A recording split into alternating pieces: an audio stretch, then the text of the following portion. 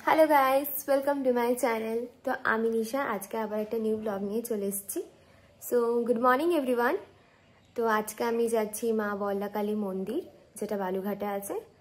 Friday পুজো ছিল মায়ের, তো আজকে যাচ্ছি বিকজ সেদিন অনেক ভিড় হয়। তো আজকেও ভিড় হবে, আমি বলছি না যে ভিড় হবে না, কিন্তু আজকে হবে। তো আজকে যাচ্ছি মোট কথা।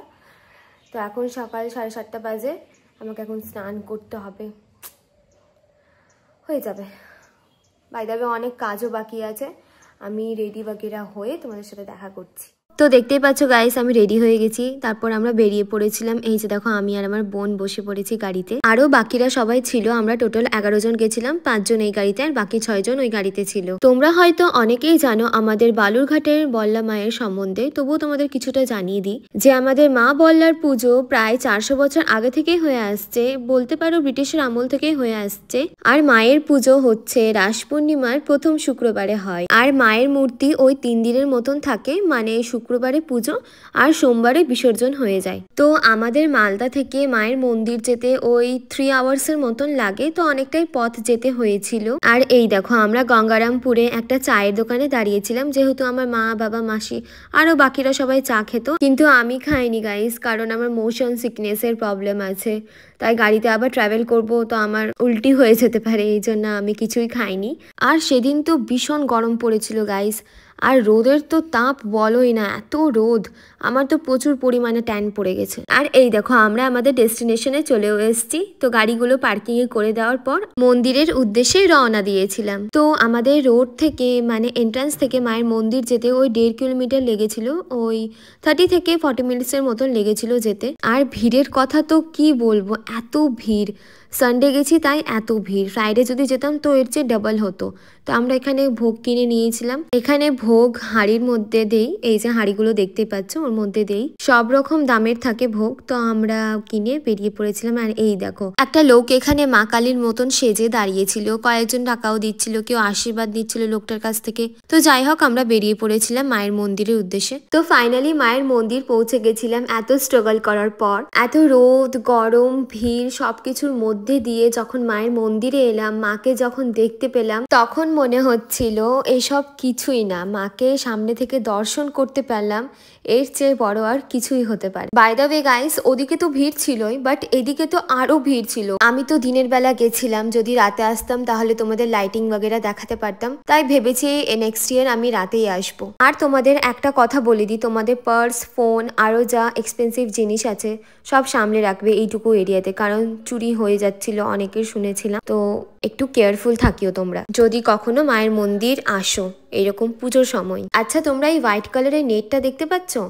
এটা দেওয়া হয়েছিল কারণ এখানে সবাই বাতাসা লুটাচ্ছিল, তাই মায়ের মূর্তিতে গিয়ে যাতে না লাগে বা মায়ের যাতে কোনো ক্ষতি না হয়, এই জন্যই হোয়াইট কালার নেটটা লাগানো হয়। আর এই দেখো, মাকে দর্শন করলাম, এর চেয়ে ভালো কি হতে পারে। মাকে এত সুন্দর লাগছিল দেখতে, আমি ঠিকঠাক করে রেকর্ড করতে পারিনি, এই জায়গাটা অনেক ভিড় ছিল, যে যাকে পারছিল ধাক্কা দিচ্ছিল। তারপর আমরা বাতাসা লুট করলাম, দিয়ে যেমন তেমন করে ওটুকু এরিয়া থেকে বেরোতে পারলাম। মন্দিরের ওখান থেকে বেরিয়ে দেখছি আমার স্কার্ফ হারিয়ে গেছে। কি আর বলবো, আমার পছন্দের স্কার্ফ ছিল, কিছু করার নেই। দিয়ে মন্দির থেকে অনেকটা এগিয়ে আমরা সবাই মিলে আখের জুস খেয়ে নিয়েছিলাম। আমি তো 3 গ্লাস খেয়ে নিয়েছিলাম, কারণ সকাল থেকে না খেয়েছিলাম। আর মেলা তো তেমন ঘোরাই হয়নি, ওই টুকটাক ঘুরে টুরে গাড়ির কাছে চলে গেছিলাম। আচ্ছা গাইস, তোমাদের কাছে কিছু জানার ছিল যে তোমরা কেমন টাইপের ভিডিওস দেখতে চাও, এরকম ব্লগ না হল ভিডিও না আরও কিছু, তোমরা কমেন্ট করে জানাও যে তোমরা কেমন টাইপের ভিডিওস দেখতে চাও। আমি এদিকে কিভাবে কার ড্রাইভ করতে হয় ওই সম্বন্ধে জেনে নিচ্ছিলাম।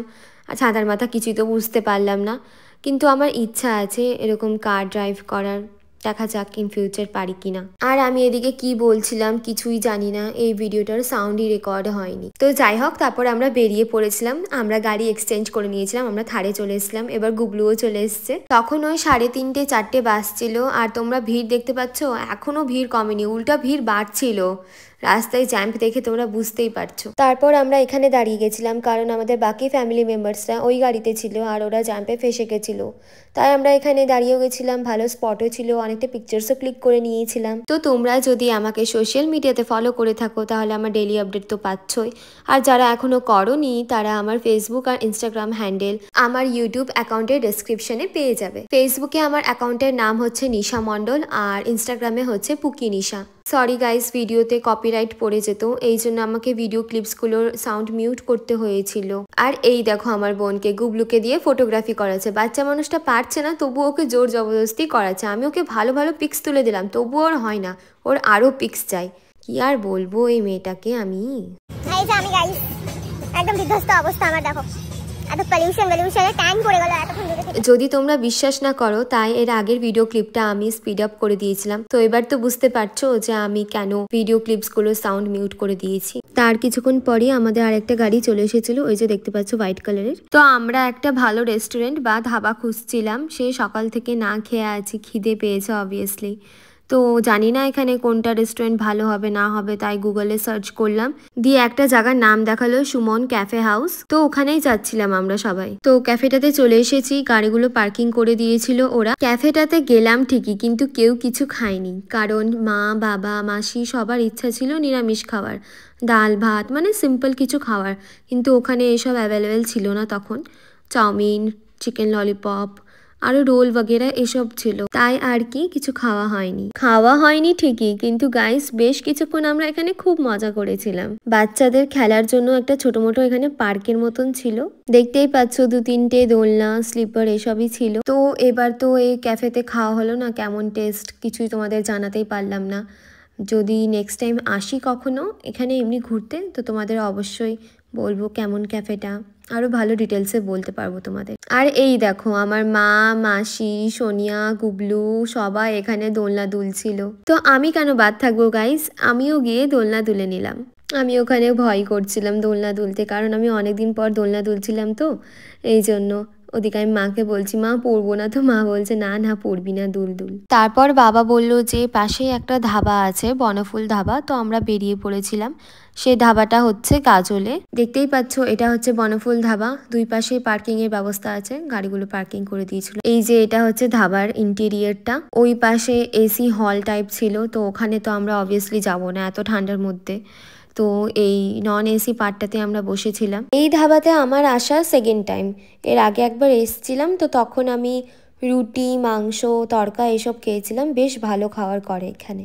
একটা টেবিলে আমরা সব মেয়েরা বসেছিলাম আর একটা টেবিলে সব ছেলেরা বসেছিল। আর এই দেখো খাওয়ারও চলে এলো, ভাত ডাল একটা মিশানো সবজি, লাউ আলুর সবজি, আলুর চিপস, লেবু এসব ছিল নিরামিষ থালিতে। তো ওই টেবিলে ওরা আমিষ খাচ্ছিল, তো ওখান থেকে আমি বাবার কাছ থেকে একটা মাংসর পিস নিয়ে নিয়েছিলাম। আর জায়ফলের চাটনিটা তো খেতে দারুণ ছিল। এই ধাবাটায় একটা জিনিস খুব ভালো লাগে যে খাবারের প্রাইস খুব অ্যাফোর্ডেবল।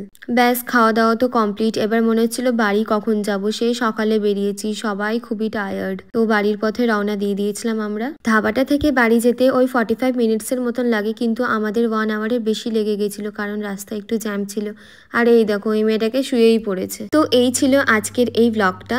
তো তোমাদের যদি ভিডিওটা ভালো লেগে থাকে তো লাইক কমেন্ট শেয়ার অবশ্যই করবে, আর তোমরা যদি আমার চ্যানেল এখনো সাবস্ক্রাইব করোনি তো করে দাও guys. So thank you for watching everyone, সবাই ভালো থেকো সুস্থ থেকো। আর এই দেখো আমরা বাড়িও চলে এসেছিলাম। খুব তাড়াতাড়ি নিউ একটা ব্লগে দেখা হচ্ছে আবার।